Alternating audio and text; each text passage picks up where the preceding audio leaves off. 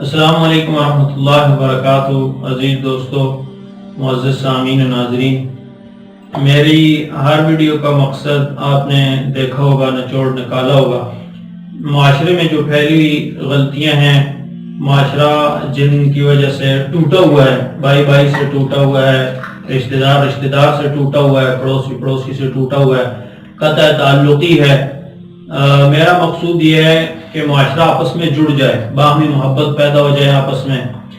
تو اسی سلسلے میں آج آپ کے سامنے پڑوسی کے حقوق پر ایک نظر ڈالی جاتی ہے کہ ہمارے ارد گرد رہنے والے جتنے بھی لوگ ہیں وہ ہمارے پڑوسی ہیں، ہمارے گھر کے سامنے، دائیں بائیں، آگے پیچھے، وہ سارے ہمارے پڑوسی ہیں۔ تو پڑوسی کے ساتھ اللہ کے رسول صلی اللہ علیہ وسلم کا رویہ کیسا تھا، اور آپ کے صحابہ رضوان اللہ علیہ مجمعین کا رویہ کیسا تھا، اور اس کے بعد کے جتنے اولیاء کرام ہیں، بزرگ ہستیاں ہیں، ان کا پڑوسی کے ساتھ کیا رویہ تھا۔ رسول پاک صلی اللہ علیہ وسلم نے ارشاد فرمایا کہ جبرائیل امین مجھے پڑوسی کے حقوق کے بارے میں تاکید کرنے کے لیے اتنی بار میرے پاس آئے کہ مجھے اس بات کا اندیشہ ہونے لگا کہ کہیں پڑوسی کو میراث میں شریک نہ کر دیا جائے، یعنی اس قدر پڑوسی کے حق کے بارے میں تاکید فرمائیے۔ چنانچہ رسول پاک صلی اللہ علیہ وسلم کے سامنے ایک بڑھیا کا تذکرہ کیا گیا کہ وہ بڑی روزہ دار ہے، شب بیدار ہے، یعنی عبادات کی بڑی پابند ہے، لیکن ساتھ یہ بھی بتایا گیا کہ اس کا پڑوسی اس کی اذاؤں سے محفوظ نہیں ہے، تکلیفوں سے محفوظ نہیں ہے۔ اللہ کے رسول صلی اللہ علیہ وسلم نے ارشاد فرمایا کہ وہ عورت جہنمی ہے، دوزخی ہے۔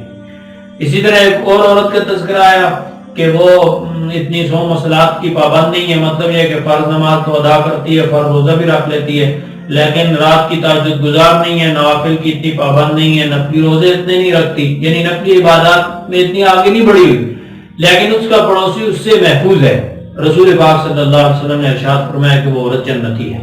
اب دیکھیں، جنتی اور جہنمی ہونے کا معیار اللہ کے رسول صلی اللہ علیہ وسلم نے بتلا دیا ہے کہ پڑوسی آپ کی اذاؤں سے محفوظ ہے تو آپ سمجھیں کہ آپ کے لیے انشاءاللہ اللہ کے ہاں جنت کا وعدہ ہے۔ اور اللہ کے رسول صلی اللہ علیہ وسلم سے یہ پوچھا بھی گیا تھا، ایک صحابی آئے، انہوں نے عرض کی یا رسول اللہ صلی اللہ علیہ وسلم مجھے کیسے پتا چلے گا کہ میں اچھا ہوں؟ اللہ کے رسول صلی اللہ علیہ وسلم نے ارشاد فرمایا کہ اپنے پڑوسی سے پوچھ لو۔ اگر پڑوسی آپ کے بارے میں یہ کہتا ہے کہ یہ آدمی اچھا ہے تو اللہ کے ہاں بھی اچھا ہے، اگر پڑوسی کہتا ہے کہ یہ برا ہے تو اللہ کے ہاں بھی برا ہے۔ تو پڑوسی کا بہت بڑا حق ہے، بہت اونچا حق ہے۔ اور ایک حدیث مبارکہ میں یہاں تک آتا ہے من کان یؤمن باللہ والیوم الآخر فلا یؤذی جارہ، کہ جو شخص اللہ پر ایمان رکھتا ہو اور آخرت کے دن پر ایمان رکھتا ہو، اسے چاہیے کہ پڑوسی کو تکلیف نہ دے۔ وہی اب دیکھیں معاشرے میں، آپ دیکھیں کون سے گھر ایسے ہیں یا کون سی بستی ایسی ہے یا کون سا شہر ایسا ہے جہاں پہ کسی کا پڑوسی کسی کے اذاؤں سے محفوظ ہوگا؟ الا ماشاءاللہ بہت کم لوگ ایسے ہیں جو اپنے پڑوسی کا خیال کرتے ہیں، ورنہ تو آج کل کے معاشرے میں ہر پڑوسی کی یہی ہوتی ہے کہ کیسے اس کے راستے میں کھڈا کھودے، کانٹے اٹکائے، اس کے راستے کو کیسے تنگ کرے۔ یہ تو اللہ کے رسول صلی اللہ علیہ وسلم نے اس کو بہت زیادہ ناپسند فرمایا۔ اس لیے میرے عزیز بھائی دوستو، ہماری نجات، کامیابی، فلاح اسی میں ہے، اور معاشرے کا جو آپس میں جوڑ ہے، معاشرہ جس سے ہمارا معاشرہ ملے گا، آپس میں محبتیں پیدا ہوں گی، وہ پڑوسی کے حقوق کی رعایت کرتے ہوئے۔ حدیث میں یہ بھی فرمایا کہ جب آپ گوشت پکائیں یا اچھا کھانا پکائیں تو اس میں پانی زیادہ ڈال دیا کریں تاکہ اس سے کچھ پڑوسی کو بھی مل جائے۔ تو آج کل بڑے لوگوں میں رواج ہوتا تھا، آج کل تو وہ بالکل نہیں ہے کہ کسی کے یہاں کوئی آپ نے اچھا کھانا بنایا تو چلو پڑوسی کے تھوڑا سا ڈال کے پڑوسی کو بھی دے دیا۔